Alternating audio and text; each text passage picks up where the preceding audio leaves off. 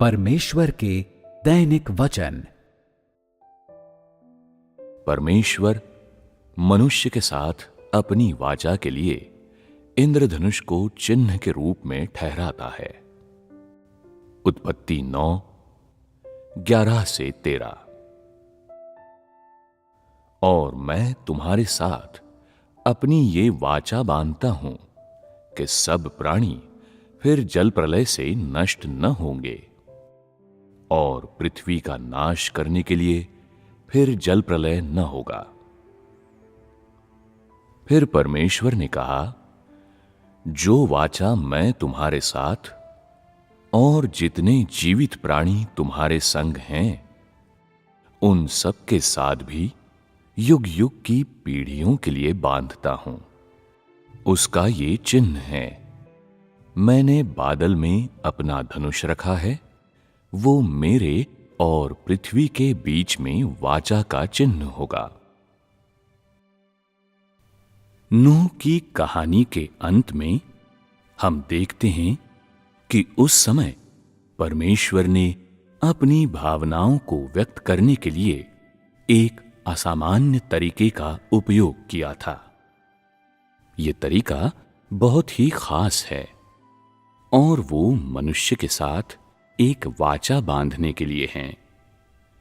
ये ऐसा तरीका है जो संसार का विनाश करने के लिए परमेश्वर द्वारा जल प्रलय के उपयोग के अंत की घोषणा करता है। बाहर से ऐसा प्रतीत होता है कि एक वाचा बांधना बहुत ही साधारण सी बात है। ये नियमों का उल्लंघन करने वाले कार्यों से दोनों दलों को बांधने के लिए शब्दों के उपयोग से बढ़कर और कुछ नहीं है, ताकि दोनों पक्षों के हितों की रक्षा के उद्देश्य को प्राप्त करने में सहायता मिले। आकार में यह बहुत ही साधारण सा कार्य है, किंतु इस कार्य के पीछे की उन प्रेरणाओं से और परमेश्वर द्वारा इस कार्य को करने के अर्थ से ये परमेश्वर के स्वभाव एवं मनोदशा का एक सच्चा प्रकाशन है। यदि तुम बस इन वचनों को एक तरफ रखते और उन्हें अनदेखा करते, यदि मैं तुम लोगों को चीजों की सच्चाई कभी न बताता, तो मानव जाति परमेश्वर की सोच को वास्तव में कभी नहीं जानेगी। कदाचित तुम्हारी कल्पना में परमेश्वर मुस्कुरा रहा है जब वो ये वाचा बांध रहा है, या कदाचित उसके हाव भाव गंभीर हैं, परंतु इसकी परवाह किए बगैर कि लोगों की कल्पनाओं में परमेश्वर के पास कौन सी सबसे सामान्य किस्म की अभिव्यक्ति है, कोई भी परमेश्वर के हृदय या उसकी पीड़ा को देख नहीं सकता है। उसके अकेलेपन की तो बात ही छोड़ दीजिए। कोई भी परमेश्वर से अपने ऊपर भरोसा नहीं करवा सकता है या परमेश्वर के विश्वास के लायक नहीं हो सकता है, या ऐसा व्यक्ति नहीं हो सकता है जिस पर वो अपने विचारों को व्यक्त कर सके या उसे अपनी पीड़ा का रहस्य बता सके। इसीलिए परमेश्वर के पास ऐसा कार्य करने के सिवाय कोई और विकल्प नहीं था। सतह पर परमेश्वर ने पूर्व मानवता को विदाई देने के लिए एक आसान कार्य किया, भूतकाल को व्यवस्थित किया और स्वयं जल प्रलय के द्वारा संसार के विनाश के एक सिद्ध निष्कर्ष की ओर आया।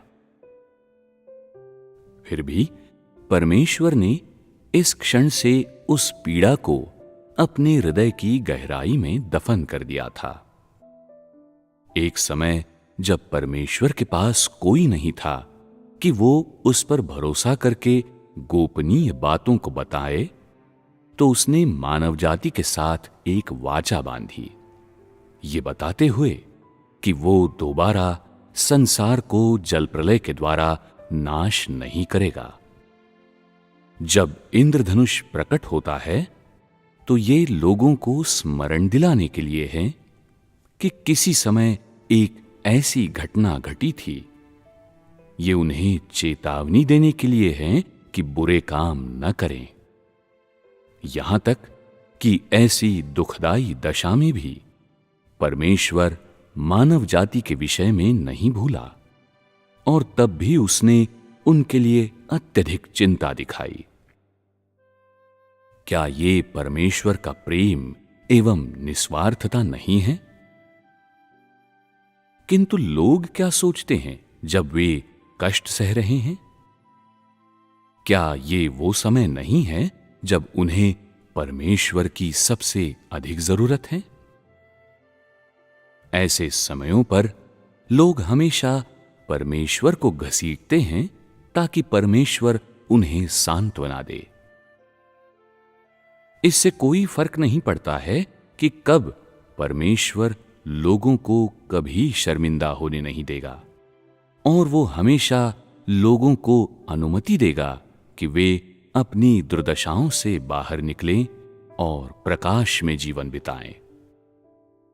हालांकि परमेश्वर इस प्रकार से ही मानव जाति की आपूर्ति करता है, फिर भी मनुष्य के हृदय में परमेश्वर एक आश्वासन की गोली और सांत्वना के स्फूर्तिदायक द्रव्य के अलावा और कुछ नहीं होता है। जब परमेश्वर दुख उठा रहा है, जब उसका हृदय जख्मी है, तब उसका साथ देने या उसे सांत्वना देने के लिए किसी सृजे गए प्राणी या किसी व्यक्ति का होना निस्संदेह परमेश्वर के लिए बस एक फिजूल की इच्छा है। मनुष्य कभी परमेश्वर की भावनाओं पर ध्यान नहीं देता है, अतः परमेश्वर कभी नहीं मांगता या अपेक्षा नहीं करता है कि कोई हो जो उसे सांत्वना दे। अपनी मनोदशा को व्यक्त करने के लिए वो महज अपने स्वयं के तरीकों का उपयोग करता है। लोग नहीं सोचते हैं कि कुछ दुख दर्द से होकर गुजरना परमेश्वर के लिए बहुत बड़ी बात है।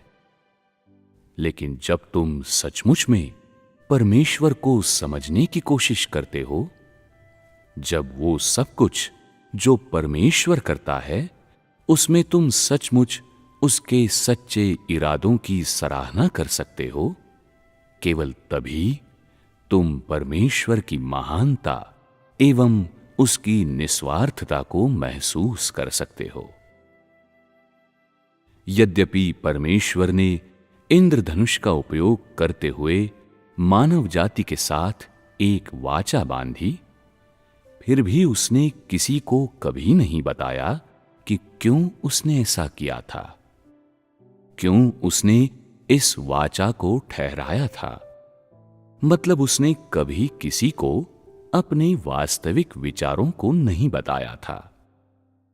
ऐसा इसलिए है क्योंकि ऐसा कोई नहीं है जो उस प्रेम की गहराई को बूझ सकता है जो मानव जाति के लिए परमेश्वर के पास है, जिसे उसने अपने हाथों से बनाया था। और साथ ही ऐसा कोई भी नहीं है जो ये तारीफ कर सके कि उसके हृदय ने वास्तव में कितनी पीड़ा सहन की थी जब उसने मानवता का विनाश किया था।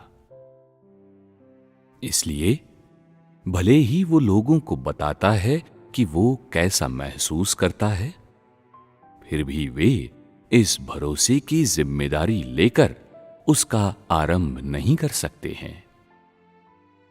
पीड़ा में होने के बावजूद वो अभी भी अपने कार्य के अगले चरण के साथ आगे बढ़ता जाता है। परमेश्वर हमेशा मानव जाति को अपना सर्वोत्तम पहलू एवं बेहतरीन चीजें देता है, जबकि स्वयं ही सारे दुखों को खामोशी से सहता रहता है। परमेश्वर कभी भी इन दुखों को खुले तौर पर प्रकट नहीं करता है, इसके बदले में वो उन्हें सहता है और खामोशी से इंतजार करता है।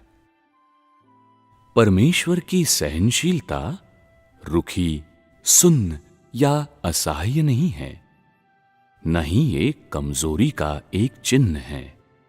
ये ऐसा है कि परमेश्वर का प्रेम एवं सार हमेशा से ही निस्वार्थ रहा है।